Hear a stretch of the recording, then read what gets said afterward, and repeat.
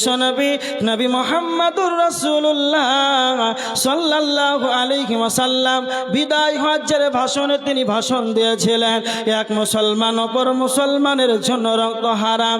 আল্লাহ বলেছেন, তোমরা এক মুসলমান, তোমরা মানুষ হয়ে কোন মানুষকে যেন হত্যা করিও না।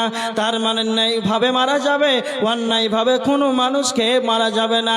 এবার আমার দিকে লক্ষ্য করেন, আল্লাহ বলেছেন ইল্লা বিল হক, ন্যায়ভাবে হত্যা করা যায়। আমার দিকে দেখেন, বিশ্বনবী বলেছেন, মুসলিম শরীফের হাদিস 4267 নম্বর হাদিস, আল্লাহর নবী বলেছেন, তিন শ্রেণীর মানুষকে হত্যা করা শরীয়তে অনুমতি রয়েছে। এক নম্বর হলো যারা বিবাহের পরে জিনায় লিপ্ত হবে, যারা বিয়ের পরে জিনার মতো কুকর্ম কাজ করবে রে, জঘন্য কাজে যারা লিপ্ত হবে, সাক্ষী স্বরূপ পাওয়া গিয়েছে, তাকে রজম করা শরীয়তে অনুমতি রয়েছে, তাকে রজম করে দিতে হবে। নাম্বার 2 ওয়ান্নাফসু বিন্নাফস, শরীয়তে কিসাস নেওয়া জায়েজ আছে। আব্দুর রহমানকে যেন হত্যা করে দিয়েছে, কোন যেন অন্যায়ভাবে হত্যা করে দিল। আব্দুর রহমান কেন হত্যা করলো আব্দুর রহমানকে? আব্দুল্লাহ অন্যায়ভাবে তাকে হত্যা করে দিল। আর তার যদি মনে করে আব্দুর রহমানের পরিবর্তে আব্দুল্লাহকে মেরে যেন সহজ করে দিত, এটাও করা শরীয়তে অনুমতি আছে। কেউ যদি কোনো মানুষকে অন্যায়ভাবে মেরে দেয়, তাহলে তাকেও শরীয়তে পারমিশন দিয়েছে, তার বদল তাকেও মেরে সহজ করে দাও।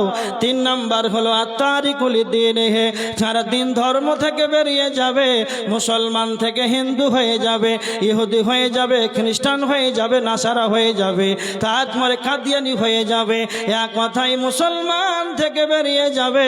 আল মুফারিকুল জামাআ, মুসলমানদের জামাত থেকে যেন পৃথক হয়ে যাবে, আলাদা হয়ে যাবে।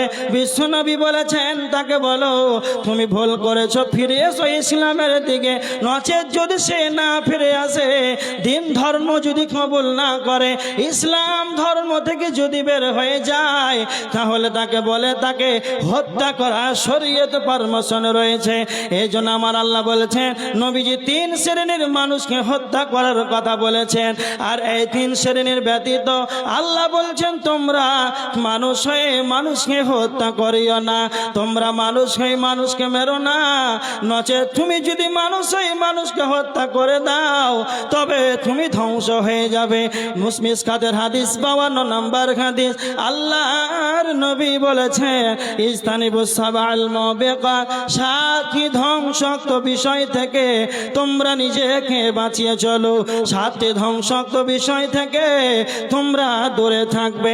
তার ভিতরে একটা হলো, তোমরা মানুষ হয়ে মানুষকে অন্যায়ভাবে তোমরা মেরো না, শরীয়তের অনুমতি ব্যতীত। তার মানে অন্যায়ভাবে কোন মানুষ যদি কোন মানুষকে মেরে দেয়, তাহলে সে ধ্বংস হয়ে যাবে। আল্লাহ সুবহানাহু ওয়া তাআলা সূরা মাইদার 32 নম্বর আয়াতের ভিতরে আল্লাহ বলেছেন, মান কাতালা নাফসান বিগাইরি নাফসিন আও ফাসাদিন ফিল আরদি ফাকান্নামা কাতালান নাসা জামিআ।